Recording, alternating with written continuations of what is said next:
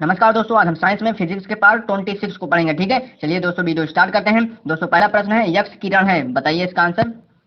दोस्तों इसका answer B हो जाएगा। यक्ष किरण जो है यह विद्युत चुंबकीय तरंगे हैं। ठीक है, अगला प्रश्न है दोस्तों, जल शुद्धिकरण में निम्न में से किसका प्रयोग किया जाता है, बताइए इसका आंसर। दोस्तों इसका आंसर बी हो जाएगा। दोस्तों जल शुद्धिकरण में पराबैंगनी किरणों का प्रयोग किया जाता है। ठीक है, अगला प्रश्न है दोस्तों, बांस यानी बम्बू क्या है, बताइए इसका आंसर। दोस्तों इसका आंसर ए हो जाएगा। बांस यानी बम्बू दोस्तों घास की प्रजाति है। ठीक है, अगला प्रश्न, टेलीविजन के रिमोट में किस किरण का उपयोग किया जाता है, बताइए इसका आंसर। दोस्तों इसका आंसर डी हो जाएगा। अवरक्त तरंगों का प्रयोग दोस्तों टेलीविजन के रिमोटों में किया जाता है। ठीक है, अगला प्रश्न है, द्रव्यों का वह गुण जिसके कारण वह अपनी विभिन्न परतों में होने वाली गति का विरोध करता है, यह क्या कहलाता है, बताइए इसका आंसर। दोस्तों इसका आंसर ए हो जाएगा। श्यानता कहलाता है। ठीक है, अगला प्रश्न है, एक कृत्रिम उपग्रह में विद्युत ऊर्जा का स्रोत क्या है, बताइए इसका आंसर।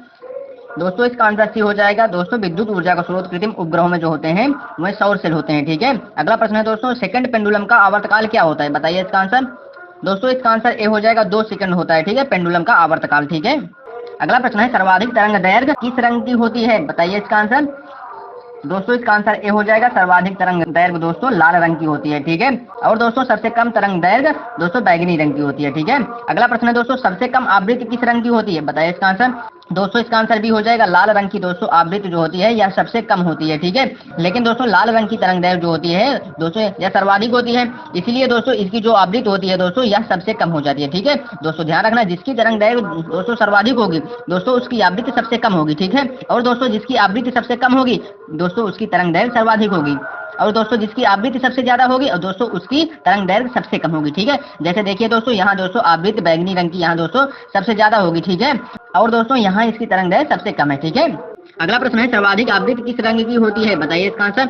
दोस्तों इसका आंसर सी हो जाएगा। बैगनी रंग की आवृत्ति दोस्तों सबसे अधिक होती है, इसीलिए दोस्तों इसकी तरंग दैर्घ्य जो होती है सबसे कम होती है। ठीक है, और दोस्तों लाल रंग की आवृत्ति सबसे कम होती है, इसीलिए दोस्तों लाल रंग की दोस्तों तरंग दैर्घ्य जो होती है वह दोस्तों सर्वाधिक होती है। ठीक है, दोस्तों आप ध्यान रखना, जिसकी आवृत्ति दोस्तों सबसे ज्यादा होगी उसकी दोस्तों तरंग दैर्घ्य सबसे कम होगी, और दोस्तों जिसकी आवृत्ति सबसे ज्यादा होगी उसकी दोस्तों तरंग दैर्घ्य सबसे कम होगी। ठीक है, जैसे दोस्तों लाल रंग की तरंग दैर्घ्य सर्वाधिक होती है, इसीलिए दोस्तों लाल रंग की आवृत्ति सबसे कम होती है। ठीक है, और दोस्तों बैगनी रंग की तरंग दैर्घ्य सबसे कम होती है, इसीलिए दोस्तों इसकी आवृत्ति दोस्तों सर्वाधिक होती है। ठीक है।